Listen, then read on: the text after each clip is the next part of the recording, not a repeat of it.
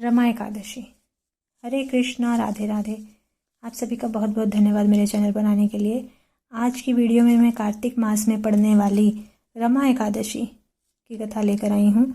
अगर आप मेरे चैनल पर नए हैं तो मेरे चैनल को सब्सक्राइब कर लीजिए और साथ ही बेल आइकन को भी प्रेस कर दीजिए ताकि हर वीडियो की नोटिफिकेशन आपको मिलती रहे। और अगर वीडियो अच्छी लगे तो कृपया इसे लाइक कीजिएगा, शेयर कीजिएगा और साथ ही कमेंट भी ज़रूर कीजिएगा। दीपावली के 4 दिन पूर्व पड़ने वाली कार्तिक मास के कृष्ण पक्ष की इस एकादशी को लक्ष्मी जी के नाम पर रमा एकादशी कहा जाता है।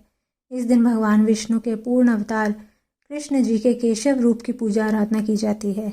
इस एकादशी का व्रत करने से जीवन में वैभव और अंत में मोक्ष की प्राप्ति होती है। धर्मराज युधिष्ठिर ने कहा कि हे केशव, कार्तिक कृष्ण एकादशी का नाम क्या है, इसके व्रत की क्या विधि है और इसके करने से क्या फल प्राप्त होता है, सो आप विस्तार पूर्वक मुझे सुनाइए। भगवान श्री कृष्ण बोले कि हे राजन, कार्तिक के कृष्ण पक्ष की इस एकादशी का नाम रमा एकादशी है। यह बड़े बड़े पापों को नाश करने वाली और असीम वैभव देने वाली है। शास्त्रों में वर्णित इसका महात्म मैं तुमसे कहता हूँ, सचेत होकर सुनो। प्राचीन काल में मुचकुंद नाम का एक राजा था।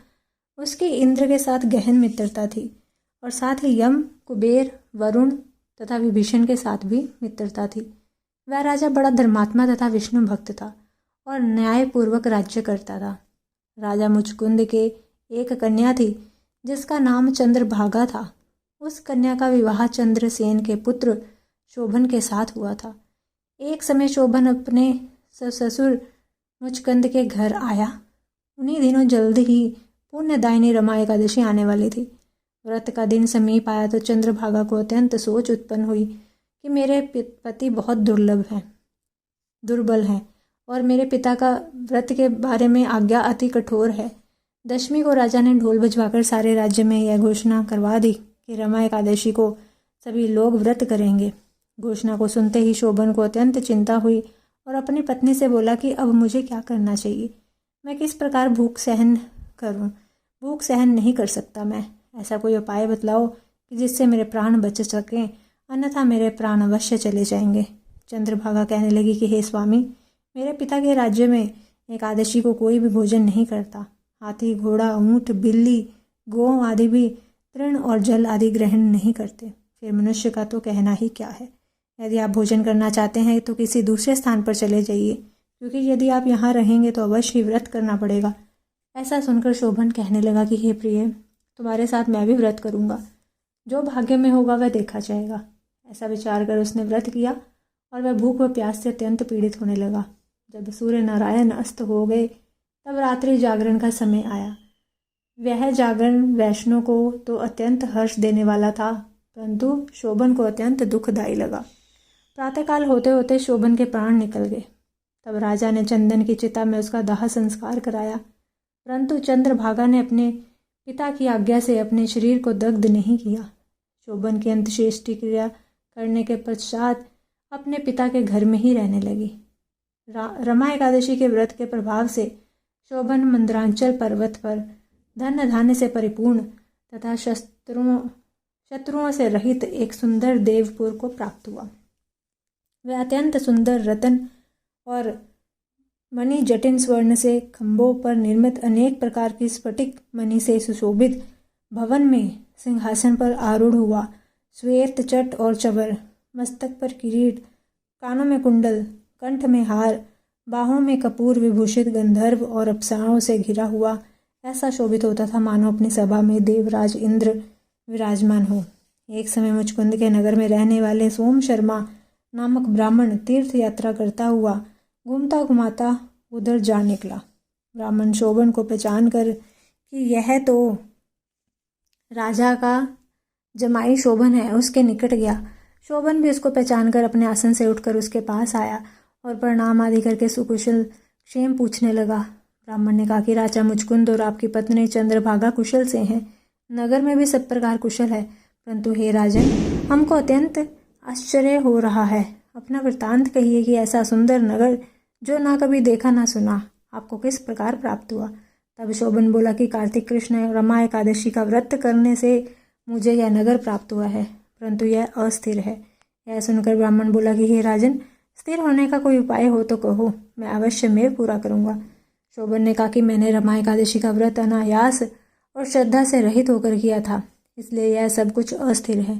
यदि आप मुचकुंद की कन्या चंद्रभागा को यह सब वृत्तांत कहे तो यह स्थिर हो सकता है।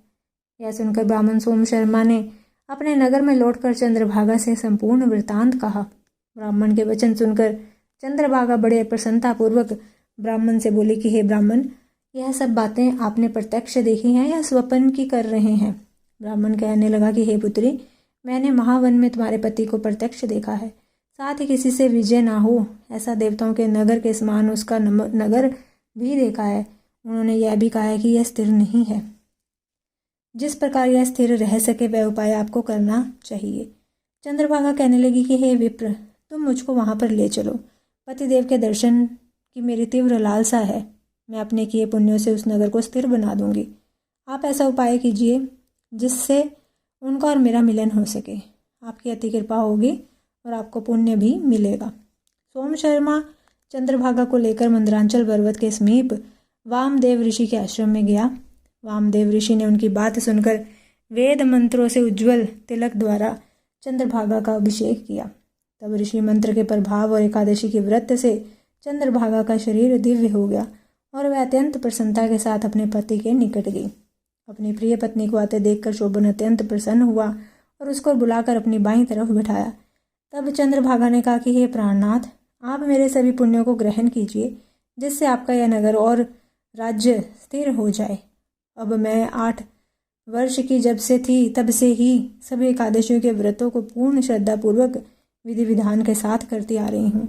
इस पुण्य के प्रताप से आपका यह नगर स्थिर हो जाएगा और समस्त कार्य होकर प्रलय के अंत तक रहेगा।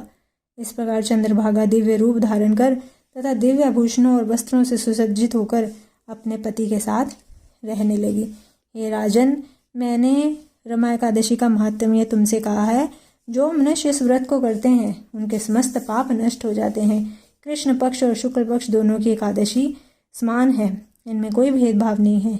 जो सभी मासों की दोनों एकादशियों के व्रत रखते हैं और उनके महात्म को पढ़ते अथवा सुनते हैं वे समस्त पापों से छूटकर विष्णु लोक को प्राप्त होते हैं। इसमें कोई भी संदेह नहीं है। अगर आपको वीडियो अच्छी लगे तो कृपया लाइक शेयर कमेंट कीजिएगा। मिलती हूँ अपनी अगली वीडियो के साथ। तब तक के लिए सभी को हरे कृष्णा, राधे राधे।